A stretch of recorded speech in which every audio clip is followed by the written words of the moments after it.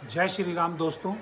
आज मैं चंद्रमा अगर किसी कुंडली में दूसरे भाव में बैठा हो तो क्या रिजल्ट मिलता है उसके बारे में बोल रहा हूँ। देखिए, चंद्रमा का दूसरे भाव में होना इस चीज़ को बताता है कि उसका जातक का स्ट्रॉन्ग जो इमोशनल कनेक्शन है जो उसकी संपत्ति वित्त स्थिति से होगा, यानी कि आप कह सकते हैं फाइनेंसिस और पोजीशन से रिलेटेड होगा या फैमिली वैल्यू से रिलेटेड उसका इंक्लिनेशन यहाँ पर दिखाई देता है।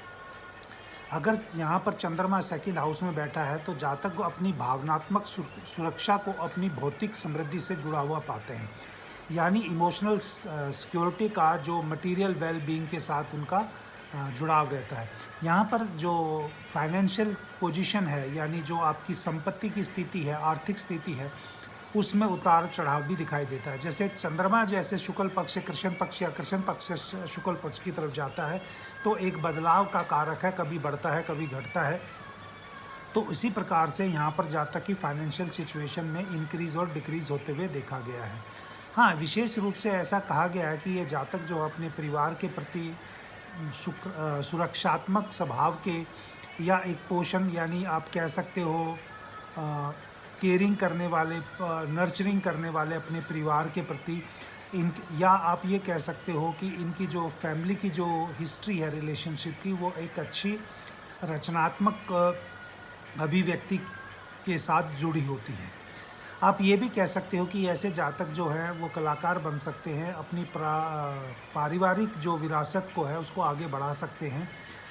ऐसा भी मैंने देखा है कि इन व्यक्तियों में जो एक टैलेंट होता है उसको ये दुनिया के अंदर फैलाते हैं। ये जातक अपने जीवन साथी का अभिव्यक्ति या अभिव्यक्तित्व जो है गुण या रहस्यमय होने के कारण उसको अच्छे से समझ नहीं पाते हैं।